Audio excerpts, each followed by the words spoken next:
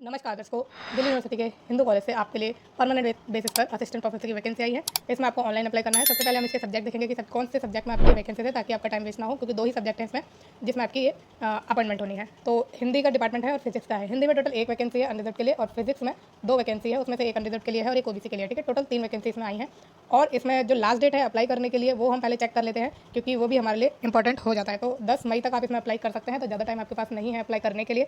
Link आपका ये है जो कि आपको डिस्क्रिप्शन बॉक्स में मिल जाएगा इस वीडियो के। आगे बढ़ते हैं और जानते हैं कि इसमें और क्या इंपॉर्टेंट चीज़ें हैं, जैसे आपकी क्वालिफिकेशन एंड अदर डिटेल्स। ठीक है, तो चलते हैं इसकी क्वालिफिकेशन पर। सबसे पहले तो असिस्टेंट प्रोफेसर बनने के लिए आपके पास ए या बी में से एक क्वालिफिकेशन होना कंपलसरी है। ए की बात करें तो ए में मास्टर डिग्री आपके पास होनी चाहिए, आपके कंसर्न सब्जेक्ट में, रेलेवेंट सब्जेक्ट में या अलाइड सब्जेक्ट में। ठीक है, और इक्वलेंट डिग्री अगर आपके पास है जो आपने फॉरेन यूनिवर्सिटी से कर ली है, तभी आप इसमें अप्लाई कर सकते हैं। लेकिन साथ में आपको नेट भी चाहिए। अगर आपके सब्जेक्ट में नेट कंडक्ट होता है तो आपको नेट क्वालिफाई करना जरूरी है, नेट आपके पास होना ही चाहिए। ठीक है, तो एक में आपकी ए में आपकी यही क्वालिफिकेशन है, इन दो का मिक्सचर। और अगर आपके पास ये नहीं है तो आपके पास पीएचडी डिग्री होनी चाहिए फॉरेन यूनिवर्सिटी से या इंस्टीट्यूशन से, और उसमें जो आपकी यूनिवर्सिटी या इंस्टीट्यूशन है वो टॉप 500 वर्ल्ड यूनिवर्सिटी रैंकिंग में आनी चाहिए। ये जो है ना, किसी भी टाइम की रैंकिंग होगी वो इसमें चलेगी। और बात करें कि इसमें कौन से इंस्टीट्यूशन है जिसके द्वारा ये रैंकिंग जारी की गई हो, तो क्विकरली साइमंस द्वारा जारी की गई हो, या फिर द टाइम्स हायर एजुकेशन द्वारा जारी की गई हो, या फिर the academic ranking of world university of the Shanghai Jiaotong university द्वारा जारी की गई हो। तो ए या बी में से आपके पास ये होना जरूरी है। बाकी अगर ओनली पीएचडी डिग्री वालों की बात करें तो उसमें और भी कंडीशन है जिसमें आपको नेट नेट आपके पास होना जरूरी नहीं है। तो ये कंडीशन क्या है, तो अगर आपने जो आपका एडमिशन है, ठीक है, रजिस्ट्रेशन है एमफिल या पीएचडी प्रोग्राम में, तो उसमें जो आपका रजिस्ट्रेशन है वो 11 जुलाई 2009 से पहले का है, और उसके अकॉर्डिंग जो लॉ है, तब के लॉ है, उसके अकॉर्डिंग आपकी डिग्री है। ठीक है ना, तो उसके अकॉर्डिंग आपको क्या किया जाएगा, कंसीडर किया जाएगा तब के लॉ और ऑर्डिनेंस या बायलॉज के अकॉर्डिंग। ठीक है, तो ये आपके पास होनी चाहिए। बट साथ में आपके पास जो इसके साथ और कंडीशन है कि पीएचडी डिग्री आपकी रेगुलर मोड पर होनी चाहिए।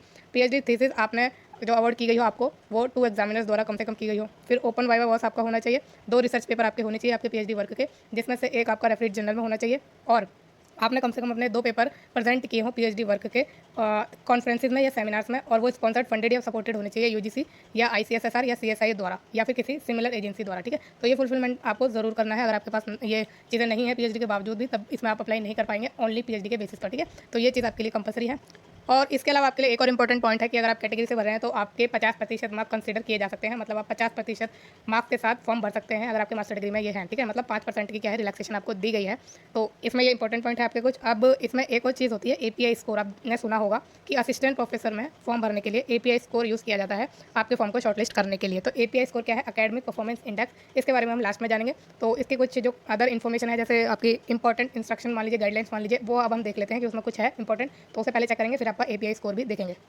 तो इसमें जो आपकी एप्लीकेशन फॉर्म है वो ऑनलाइन ही भरी जाएगी, अदर मोड ऑफ एप्लीकेशन नहीं है इसमें। ठीक है, अब इसमें आपकी एप्लीकेशन फीस भी लगेगी। कितनी लगेगी, फीस फॉर असिस्टेंट प्रोफेसर 500 रुपये लगेगी अनरिजर्व ओबीसी और ईडब्ल्यूएस कैटेगरी के लिए, और कोई भी फीस नहीं देनी है एससी एसटी पीडब्ल्यूडी कैटेगरी को और वुमेन के एप्लीकेंट्स को। ठीक है, तो वुमेन के लिए भी फीस को एग्जाम कर दिया गया है, फीस की माफ़ी कर दी गई है। आगे बात करें, और इसमें रिजर्वेशन एप्लीकेंट होंगे, रिजर्वेशन जो है एप्लीकेबल होंगे एप्लीकेंट्स के लिए एज पर गवर्नमेंट रूल और नॉर्म्स। अब इसमें एक इंपॉर्टेंट पॉइंट आपके लिए ये है कि जो भी शॉर्टलिस्टेड कैंडिडेट होंगे उनको इंटरव्यू के लिए बुलाया जाएगा। ठीक है, उनको रिपोर्ट करना है with all testimonial certificate in original. ठीक है, ओरिजिनल आपको लेके जाने हैं आपके इंटरव्यू के टाइम पर। साथ में आपको वैलिड फोटो आईडी भी लेके जाना है। और वैलिड फोटो आईडी में क्या क्या हो सकता है, Aadhaar card, voter ID, driving licence या फिर पासपोर्ट, इनमें से कुछ एक आपको लेके जाना है। और एक सेल्फ अटेस्ट फोटो कॉपी भी आपको लेके जानी है आपके सर्टिफिकेट और टेस्टिमोनियल की, आपके क्वालिफिकेशन से रिलेटेड जितनी भी रेलिवेंट चीज़ें हैं आपको लेके जानी है, सेल्फ अटेस्ट करके लेके जानी है। और indicated in the online application form, मतलब जो आपने एप्लीकेशन फॉर्म में अपने इंडिकेट किया है, जो भी आपने भरा है कि आप एमए हैं, बीए हैं, आपने नेट क्वालिफाई करा हुआ है, जेआरएफ क्वालिफाई करा हुआ है, जो भी चीज़ आपने करी हुई है, वो आपको जो उसके सर्टिफिकेट है वो भी आपको लेके जाने हैं। ठीक है, तो ये चीज़ आपके लिए इंपॉर्टेंट है कि इंटरव्यू के टाइम पर आपको क्या लेके जाना है। बाकी जो अगर कोई एम्प्लॉयड है तो उसको नो ऑब्जेक्शन सर्टिफिकेट लेके जाना है। तो इसमें यही कुछ इंपॉर्टेंट पॉइंट है जो हमको देखना जरूरी है। अब एपीआई स्कोर के बारे में हम देखते हैं कि उसके लिए आपको मतलब समझते हैं उसके बारे में। ठीक है, तो चलते हैं आप तो आइए समझते हैं एपीआई स्कोर के बारे में। आपको जो आपके एकेडमिक्स है ना, आपको पता है आपने बीए करी है, पोस्ट ग्रेजुएशन करी है, आपने नेट जेआरएफ करा हुआ है, पीएचडी करी हुई है, तो उन सब के पॉइंट आपको दिए जाते हैं आपकी परसेंटेज के अकॉर्डिंग। तो अगर आपने ग्रेजुएशन में 80% लाए हैं या उससे अबव लाए हैं तो आपको 21 पॉइंट मिल जाएंगे। 60% से 80% के बीच में आपके मार्क्स हैं तो 19 पॉइंट मिल जाएंगे। 55% से 60% के बीच में आपके मार्क्स हैं तो 16 पॉइंट मिल जाएंगे। और अगर 45% से 55% के बीच में अगर आपके मार्क्स हैं तो आपको 10 पॉइंट इसमें मिल जाएंगे। फिर पोस्ट ग्रेजुएशन की बात करें तो उसमें अगर 80% है या उससे अबव है तो आपको 25 मार्क्स मिलेंगे। 60% से लेकर आपके अगर 80% के बीच में मार्क्स हैं या तो आपको 23 मार्क्स पॉइंट मिल जाएंगे। और अगर आप अनरिजर्व कैटेगरी से हैं और पोस्ट ग्रेजुएशन में आपके 55% से लेकर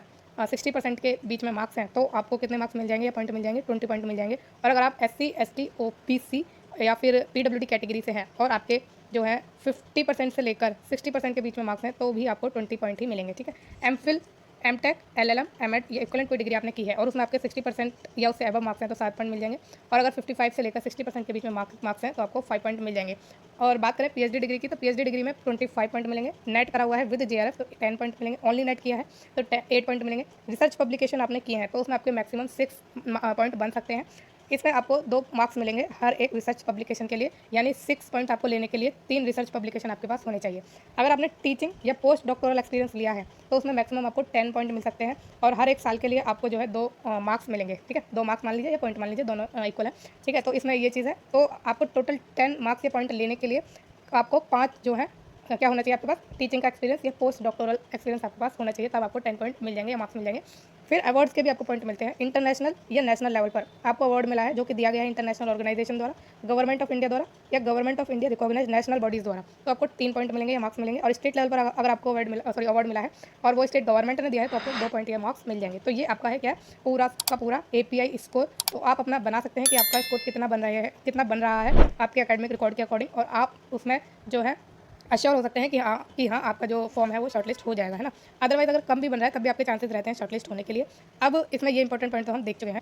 इसमें एक और लाइन हम देखेंगे कि अगर आपने एक्सपीरियंस लिया है टेम्परेरी, एड हॉक या कॉन्ट्रैक्चुअल या पोस्ट डॉक्टोरल बेसिस पर, और उसमें आपको तभी अकाउंट किया जाएगा, कब किया जाएगा, जब आपकी जो सैलरी है या कंसोलिडेटेड पे है वो बेसिक पे से कम नहीं है। जो असिस्टेंट प्रोफेसर का बेसिक पे कितना होता है 57,700, तो अगर उससे कम नहीं है तो आप इसमें जो है आपके एक्सपीरियंस को अकाउंट किया जाएगा, टेकन इनटू अकाउंट लिया जाएगा। ठीक है, तो ये आपका चीज़ें हैं कुछ इंपॉर्टेंट जो हमें देखना जरूरी था। सारी चीज़ें हम इसमें डिस्कस कर चुके हैं। अगर आपके पास कोई भी डाउट है, कोई भी सिंगल डाउट है, तो आप मुझसे कमेंट के द्वारा पूछ सकते हैं। बाकी आपको वीडियो कैसी लगी है मुझे कमेंट में ज़रूर बताइएगा, और ऐसी ही इंटरेस्टिंग जॉब्स के लिए और रेगुलर अपडेट्स के लिए इस चैनल को प्लीज़ लाइक, शेयर और सब्सक्राइब जरूर करिएगा। Thank you so much.